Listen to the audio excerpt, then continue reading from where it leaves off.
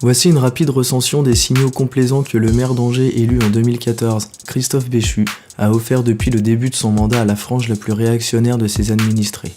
Évidemment, nous n'avons retenu que les jalons les plus éclairants.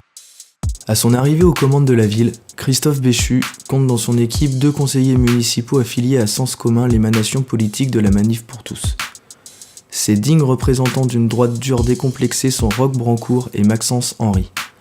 Ce dernier affirme désormais n'être plus qu'adhérent LR. Dès 2015, déploiement massif de la vidéosurveillance. On est en phase de déploiement continu, de l'aveu de Jeanne Robinson-Bert, adjointe à la sécurité. Depuis, pas le moindre rapport scientifique n'a été produit pour juger de l'efficacité d'un dispositif sécuritaire qui a engraissé certaines entreprises au détriment des finances publiques. Tout cela ressemble à un grand bluff technologique. Novembre 2016. Christophe Béchu cède à la pudibonderie homophobe et ordonne de retirer des murs de la ville la campagne de prévention du VIH qu'AID mène avec l'aval du ministère de la Santé. Via la Soclova, un terrain et 5 modules situés à la Roseraie sont attribués à l'école hors contrat Espérance Banlieue qui entretient des liens étroits avec la Manif pour tous et prodigue une méthode éducative rétrograde. La Soclova est alors présidée par Daniel Dimicoli, adjoint à la ville d'Angers. L'école ouvre ses portes en septembre 2017. Vendredi 24 novembre, près de la salle municipale Paul Bert au Cercle Anjou Conférence, structure de propagande d'extrême droite dirigée par 2 anciens secrétaires départementaux du FN, Gaëtan Diran et Barbara Mazière. Ces derniers accueillent le négationniste notoire Le Gallou. Arguments spécieux avancés dans les couloirs pour justifier l'acceptation de la soirée par nos édiles. On ne savait pas à qui on prêtait la salle. La manifestation antifasciste aura droit à un déploiement policier délirant. On pourrait penser que la mairie ne s'y ferait plus prendre, mais comme vous le verrez bientôt, cette équipe affectionne le comique de répétition. Le soir même, en rétorsion à une soirée caritative, les identitaires dégradent la maison de quartier Jacques Tati de Belle-Beille avec un tag en faveur du sanglant Bachar al-Assad.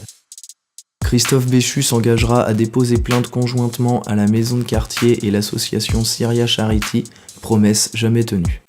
Le 27 janvier 2018, la semaine même où le chantier de la mosquée est le théâtre du dépôt de 2 têtes de sanglier, ouverture du local raciste et identitaire de l'Alvarium au 85 avenue Pasteur. Au conseil municipal, M. Béchu n'évoque que des raisons techniques et de respect de la sécurité pour envisager une éventuelle fermeture.